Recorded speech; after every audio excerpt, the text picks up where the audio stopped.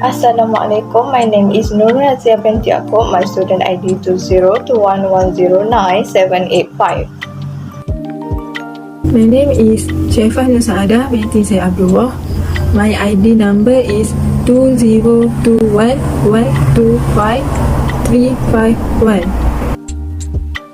Assalamualaikum warahmatullahi wabarakatuh. My name is Nurin Atira binti Samsudin. My student ID is 202110938. Hi, Assalamualaikum. My name is Rabiatul Adawiyah binti Muhammad Rizal. My metric number 202168883.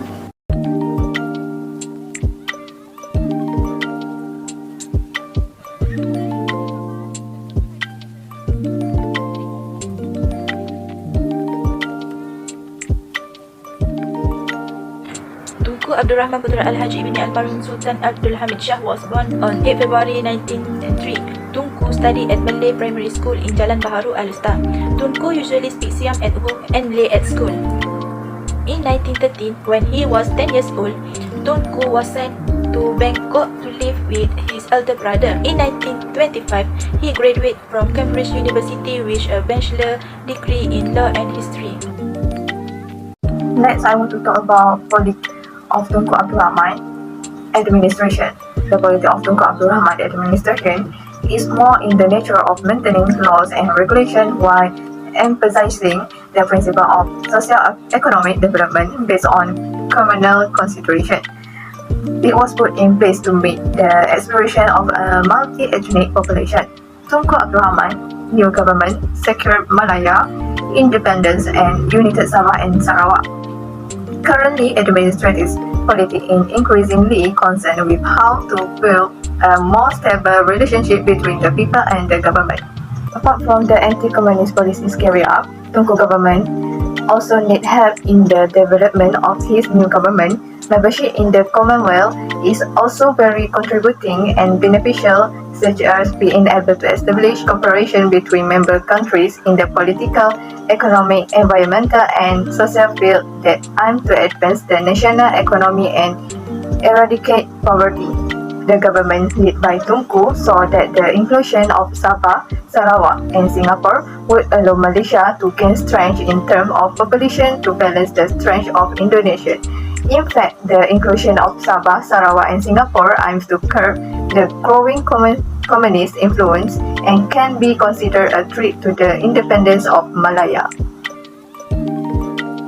Politics. There is competition between the Malaysia-Chinese Organisation (MCA) and the People Action Party (PAP) regarding which party should represent the Chinese community in Malaysia in the Alliance Party. The PAP purpose in doing so is to replace MCA and then control the Tunku-led government. According to the PAP leader Lee Kuan Yew, MCA is to compliant with UMNO wishes and all government decision making is to compliant with the wishes of the Malay represented by UMNO. This PAP accusation strain the relationship between UMNO and PAP. Then, the PAP also said that the political administration of the Malaysian government by the Tunku and the majority is from the Malay. That on 9 August 1965, Tunku Abdul Rahman agreed to the separation of Singapore from Malaysia after more than 2 years together as a country because of a war of word that between Tunku and Lee Kuan Yew.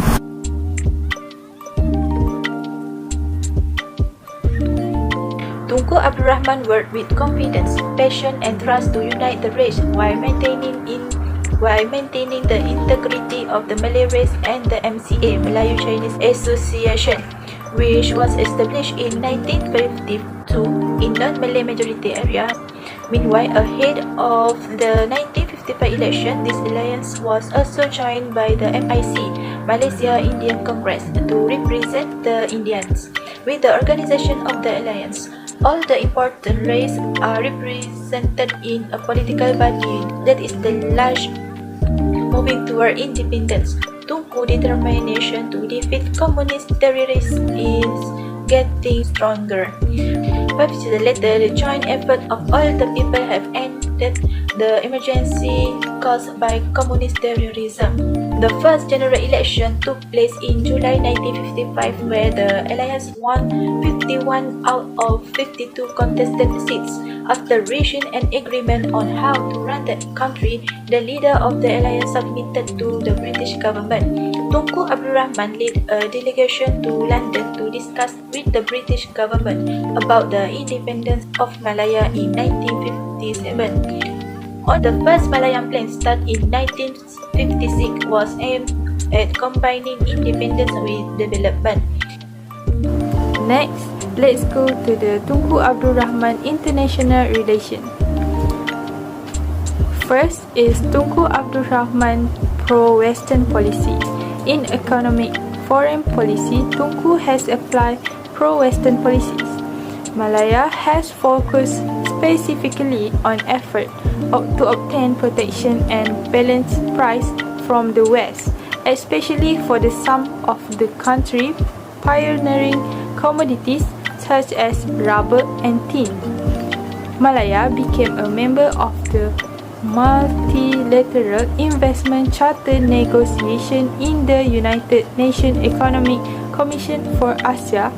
This is proven through the basis of such high dependence on the West in economic relations. Next, we go to anti-communism policy.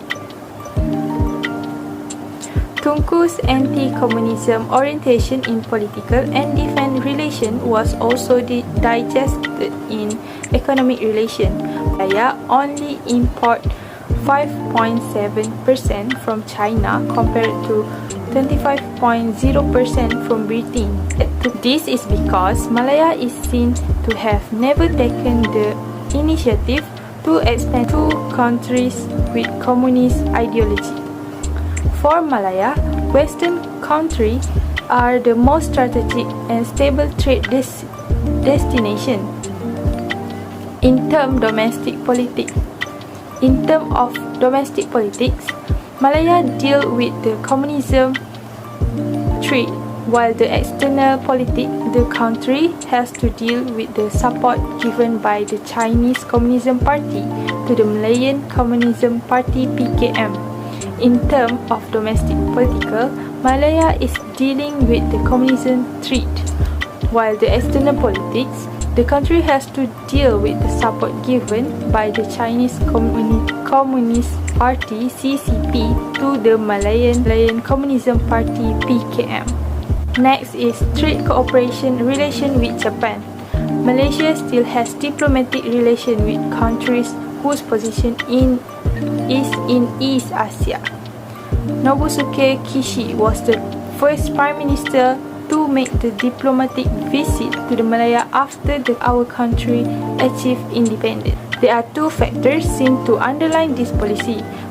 Firstly, where the country need to find foreign investor and trading partners other than the West.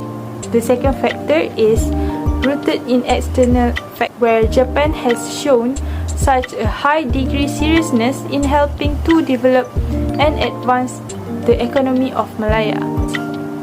Although the Tunku in his economic relation tend to establish intimate relation with the West, this does not mean Tunku does not open up space for countries in East Asia.